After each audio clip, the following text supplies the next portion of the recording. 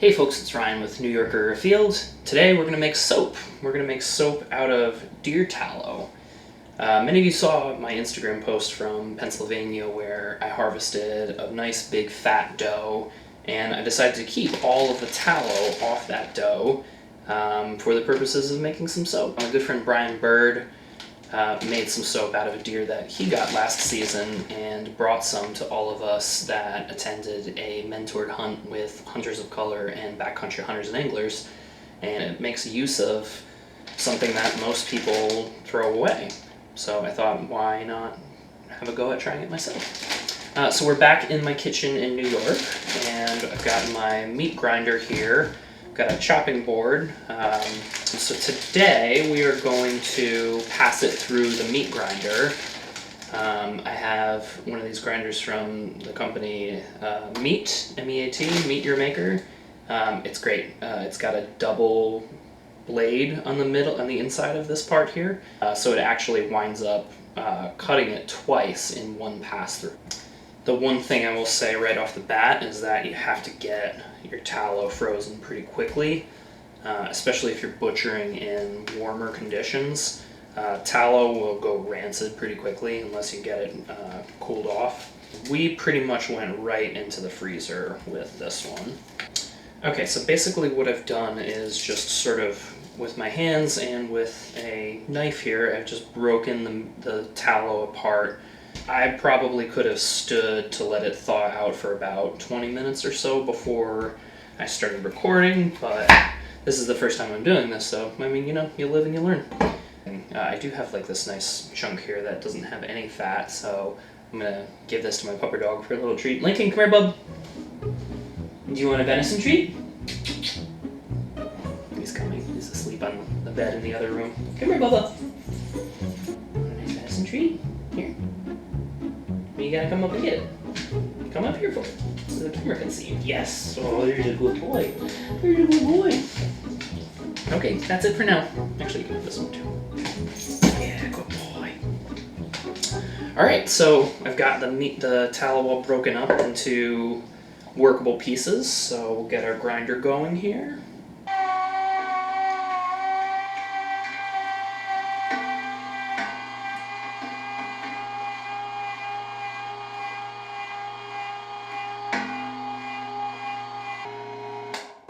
Okay, so we have just about a pot of ground up fat. Now we're going to render it. And then we're just going to add about a cup of water, half cup to a cup of water to the mixture, and that's going to be just enough to where it will sort of coat the bottom of the pan and just help it not to stick to the pan and not burn once we start the heat. So we're going to get the heat going. We're going to start out very low heat, probably just low, medium, low.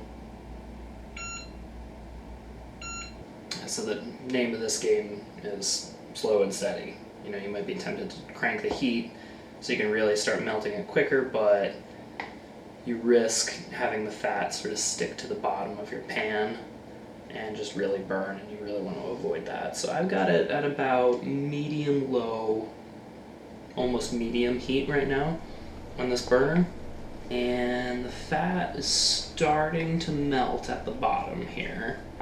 Okay, so this has been going for about 20 minutes now, 25 minutes, and you can already see the texture of this is changing quite a lot. That's what we want. We want a nice slow melt here so that nothing burns. Lincoln's next to me. He's going nuts because he can smell how good this smells. Okay, so you can see now just a few minutes later, we're mostly liquid right now. And at this point, I am going to turn the heat up just a few notches. We're going to turn this to just above medium now.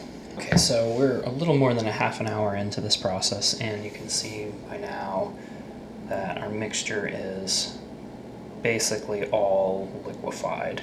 136 degrees, so we need to get to 240. I'm gonna go ahead and really bump the heat a little bit here. I'm gonna turn this up to medium high.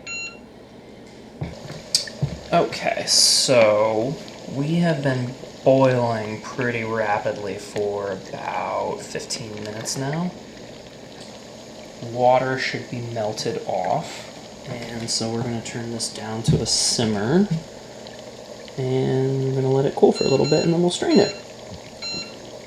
Okay, so we boiled our fat for roughly 20 minutes, give or take, and then turned the heat down a little bit lower and eventually just let all of the water content come out. We did get to almost 240 degrees. We got to about 238, 239, so I think that is a safe point to say that the water has left the mixture. It's been about 20 minutes.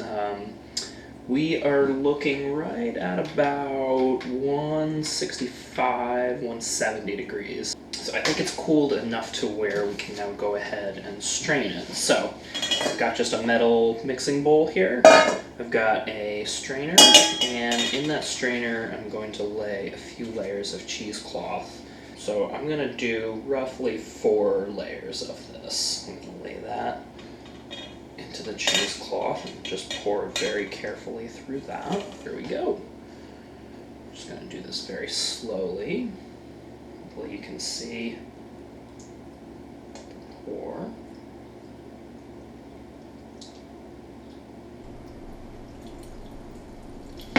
Okay, now I'm starting to get some of the meat spilling out, which is fine. Quite a bit of liquid still coming out, so I want to make sure I save all of that. It smells very good.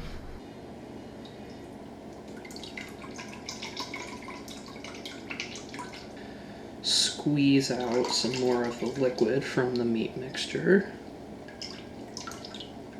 So now we're left with the pure fat in the bowl here.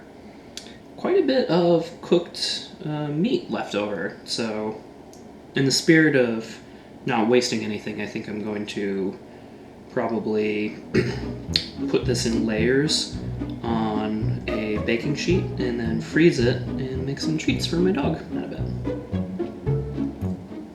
Last but not least, I'm going to pour our rendered tallow into this little container here to just make a nice shape for it to solidify in. And you can use anything. People will use Ziploc bags to do this in sometimes.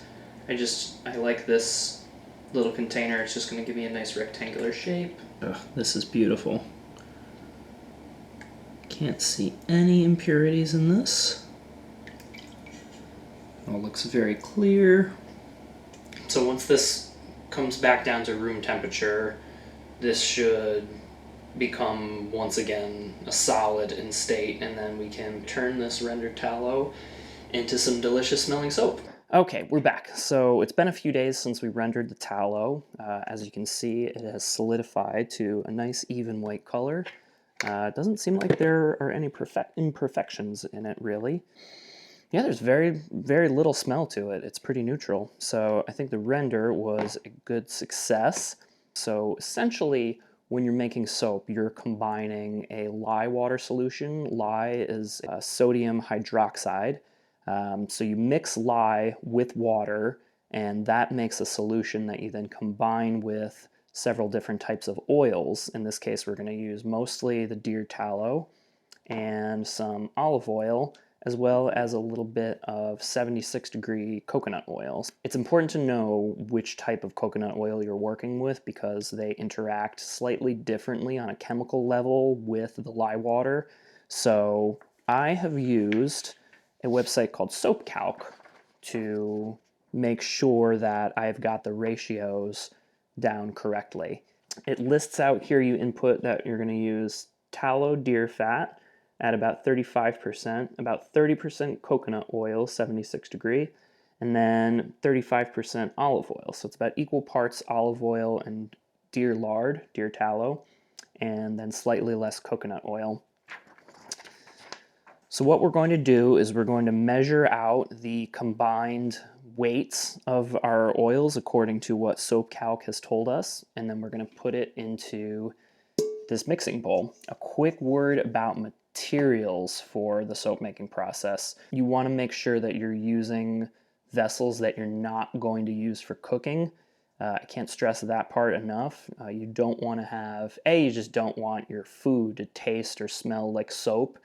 B, you want to be certain that there's no residual lye water getting into any of your food. Lye is a chemical that you have to be very respectful of, so you have to make sure that you're being safe with your lye and your lye water solution. I'm going to put in a link to go watch some videos from a woman named Katie who has a company called Royalty Soaps, and she does excellent tutorials on soap making, and she has a whole video just on how to safely work with lye. So before you attempt this, please do yourself a favor and go watch that. You can see I don't even have the lye out right now, even though it's in a closed container, just because I want to make sure I'm wearing safety gear when I have that out. So second note that I want to make about materials is that you want to be sure that the items you're working with are safe to use with lye and lye water. So this mixing bowl is stainless steel, which is very important because lye water and lye does not have a good interaction with aluminum. So you want to be sure you're using stainless steel. If you're going metal, like even the handles on my silicone spatulas that I'm going to be mixing with, I made sure they were stainless steel and not aluminum. And the plastics that you're going to be using, you want to be certain that they're graded as safe to use with lye. So if you look on the bottom, you'll see this little symbol that says 5, and then it has the recycling symbol, and then below that it says PP for polypropylene. That indication means that it's safe to use with lye water. Most of this stuff can be bought at the dollar store. You don't have to spend a ton of money on this. The exception to that is that you want to use a high quality scale. This is from Amput Electronic. They make very, very good scales. They're a little pricey. I believe this one was about $85. But if you're a hunter, even if you're just a home cook, this is a very, very helpful tool to have in your kitchen. That's got a higher weight limit, but it's also very sensitive at the lower weights, which is something that's really critical for both sausage making and soap making. So I've got a cheap little pitcher that I bought again at the dollar store that I'm going to use to measure out and weigh the lye crystals. Then the pitcher to mix the lye with the water. Then we've got some spatulas to stir, and then I have also an immersion blender. And if you'll notice, I've made these little labels for all of my materials that I'm going to be working with to make soap that says soap making only. And again, this is just so that none of this stuff winds up getting used in the kitchen for cooking purposes. So we are going to step outside. We're going to weigh out the lye. We're going to weigh out our water, make the lye water solution, and then we're going to come back inside. We're going to measure and heat up our oils, and then we are going to add the lye water to the oil mixture, blend it up, and then add some fragrance, and then we'll have soap. We'll pour it into a mold, and we will let it cure. So we are out in my backyard, so we can do the scary part of the process, which is to actually make the lye water solution. And again, you don't need to be scared of this process. You just have to be respectful of the chemical you're working with. Gonna edit all this part out because it's noisy and boring. Okay, so we're going to start by measuring out our water. And our water is going to be comprised of a solution of part ice and part liquid water. The chemical reaction when the lye hits the water is going to cause the temperature to jump quite abruptly. Thankfully today in New York City it's pretty cool out. It's about 50 degrees. Even still, we're going to use some ice. So we've got our pitcher that we're going to make the solution in right here. I'm going to go ahead and tar that out. And go ahead and add some ice. Now we're just going to take some tap water and pour that into our container.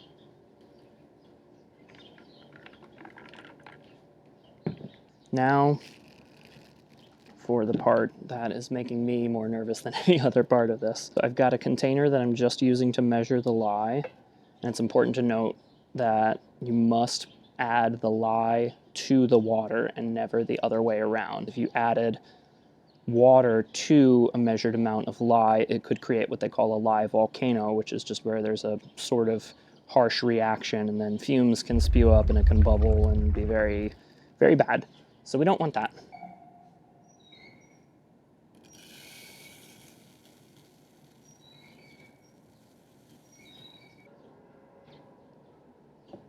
Okay, and now we are going to mix the lye with the water. And remember, lye pours onto the water and never the opposite way.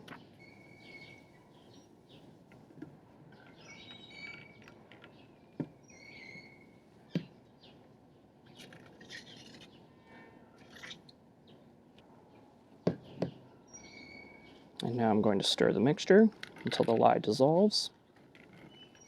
You want to not be directly above this because this does release some fumes, which is why it's very helpful to be outside. If you were forced to mix this inside, I would highly recommend using a respirator and having a lot of ventilation. And you just want to take your time with this, go nice and slow. So we're just going to stir this a few minutes, just until it's completely dissolved into one solution. Our lye water has been completely mixed. I'm going to go ahead as an experiment and see what the temperature is of it with our thermometer gun. 130 degrees Fahrenheit, even though we started with ice cold water. So now we're going to put a lid on this for safety, and we are going to let this mixture cool down while we go melt our oils inside. And then in the meantime, something you can keep on hand just for a little extra safety, like I did notice a few lye crystals just from static. They sort of left the container when I opened it. So I've got just some white vinegar in a spray bottle. So I'm going to use that just to neutralize any of the lye that may have spilled out here. So I'm going to spritz my table.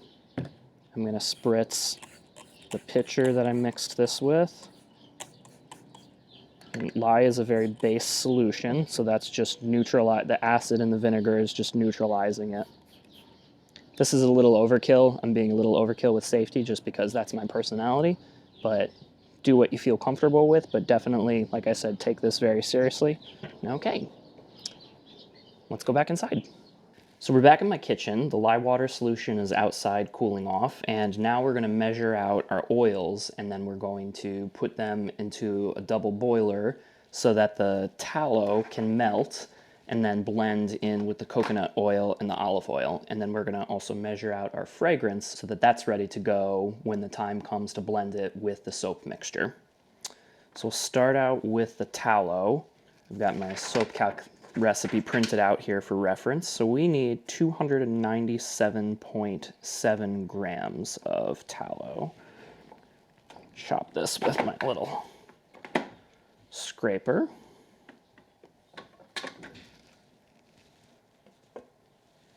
You want to be as precise as possible with these measurements. One of the reasons I like this input scale is that it's accurate to within 1/10 of a gram, so you can really make sure that your ratios and your percentages are dialed in. Okay, 297.7 grams on the dot. We're going to set this aside now, and we're going to measure out first our olive oil, followed by our coconut oil. Make sure to tar this vessel out on the scale. And since we're using equal parts deer tallow and olive oil, the measurement is going to be exactly the same. So 297.7 grams is what we're going for.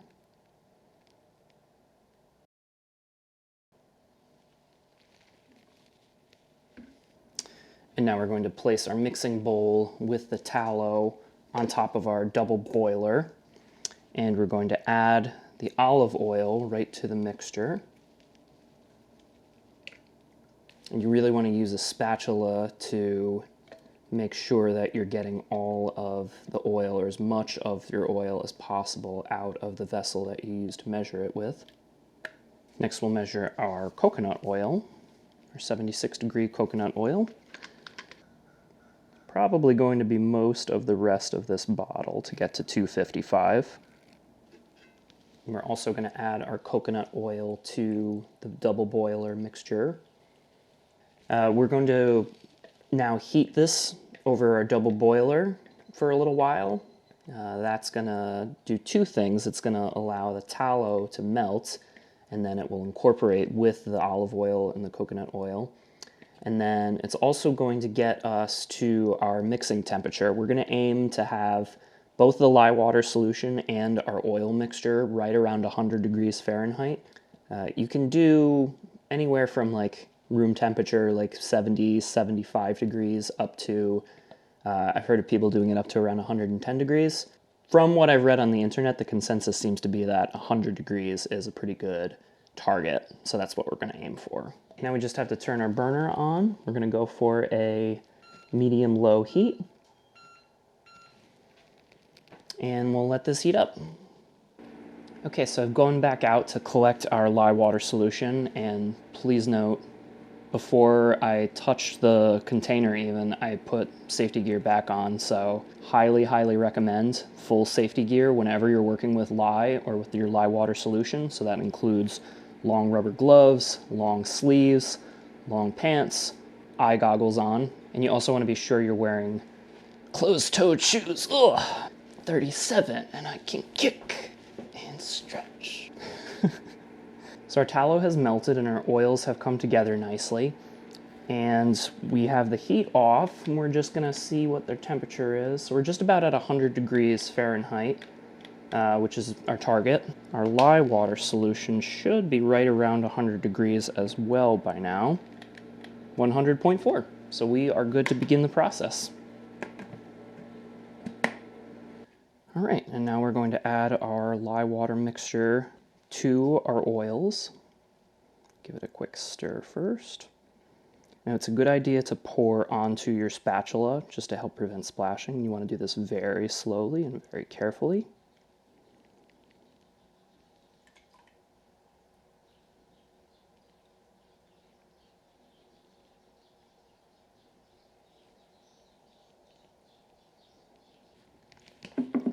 And now I'm going to just stir the mixture gently with my spatula first before we begin using the immersion blender. And already the saponification chemical process has started.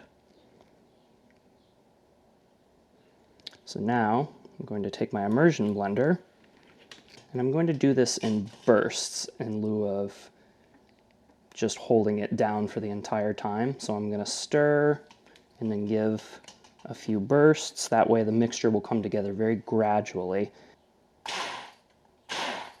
So a couple bursts and then stir.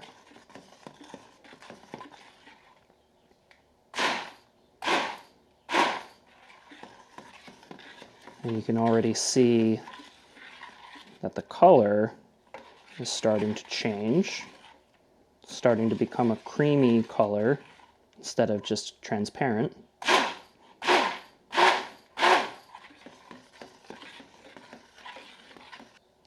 And what I'm doing now is I'm testing for trace. You do that by lifting your immersion blender and then swirling the liquid. And if the liquid immediately settles into itself, then you're not there yet. What we're looking for is the liquid to sort of make a trace of where you spread it on the surface of the mixture. So we're going to keep blending. We're not quite there.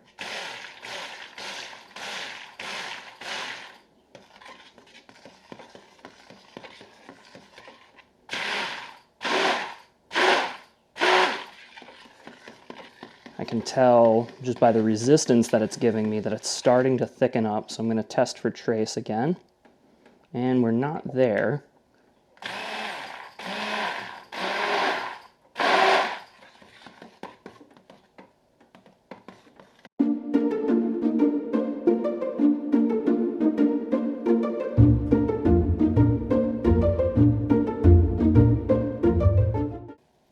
Okay, so all of a sudden, I feel like we are now at trace.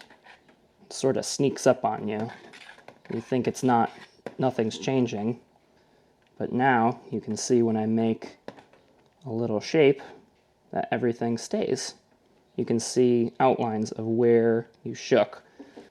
I'll do a little example with the spatula, that way you can see what I'm talking about. You can see the design on the surface. So at this point, we're going to add our fragrance oil.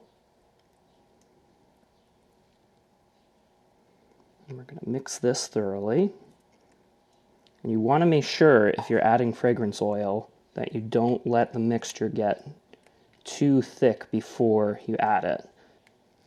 So I'm just going to keep stirring until it just looks like one solid mixture, and then I can't see any traces of the fragrance oil. And then we'll pour into our mold. So now I'm going to grab our mold. This mold was about $10 on Amazon. And what I'm going to do is I'm going to lay the spatula in the mold and pour the mixture onto the spatula.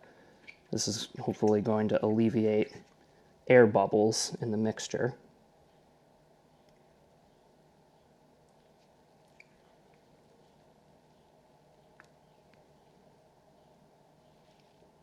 Help it out. Now with my spatula, I'm just going to sort of even out the layers. Just smooth out the top a little bit and try and get it to be one nice even bar. And it's never going to be perfect, but I like it to be fairly neat. But I think that looks pretty good. I'm pretty happy with that. I give it one last hard tap.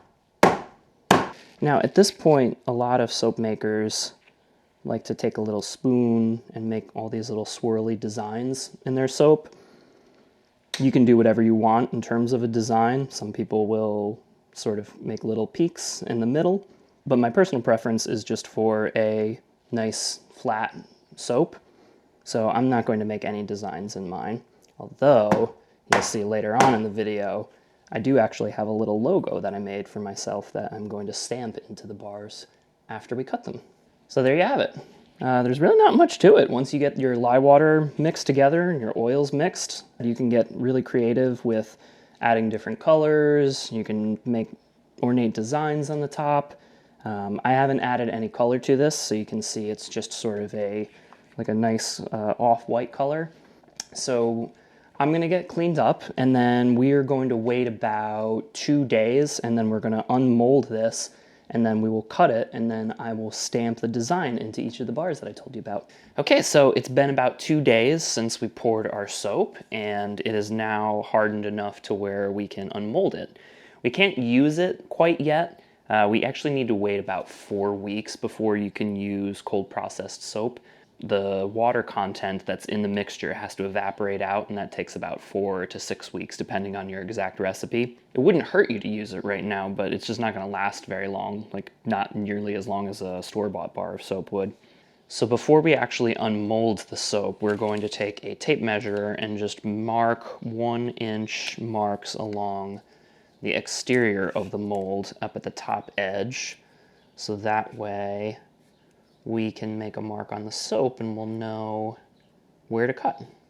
And then what I'm going to do is I'm going to take my little scraper / cutter tool that came with the mold, and I'm just going to make a little indentation in the top of the soap where the inch marks are.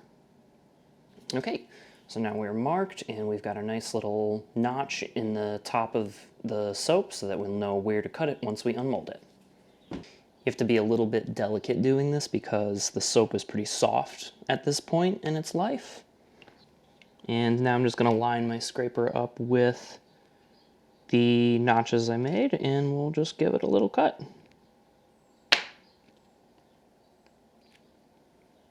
My first bar of soap. Ooh, smells very, very good too. Okay, now I'm just going to chop the rest of these up.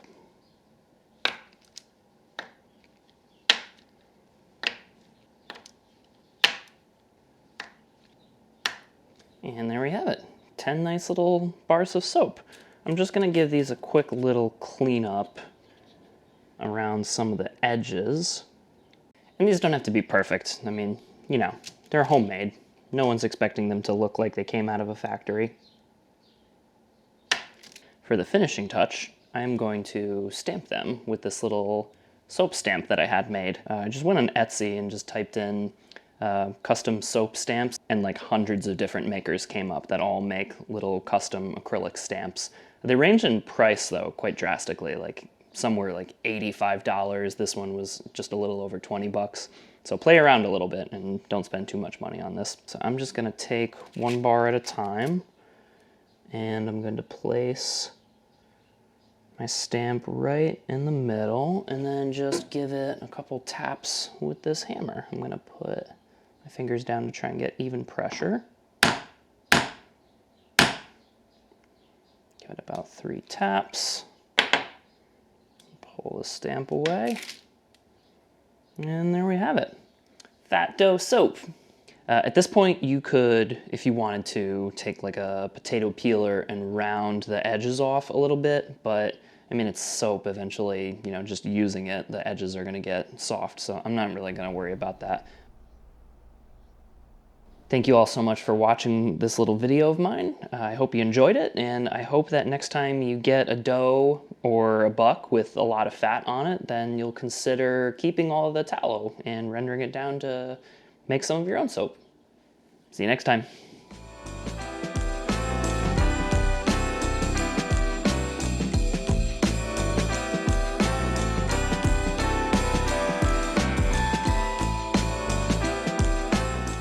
Wanted to quickly show the dog treats that we made also as a byproduct of this soap making process. And speaking of very good boys who were doing such a big patience while Dad filmed his soap video, would you like a treat?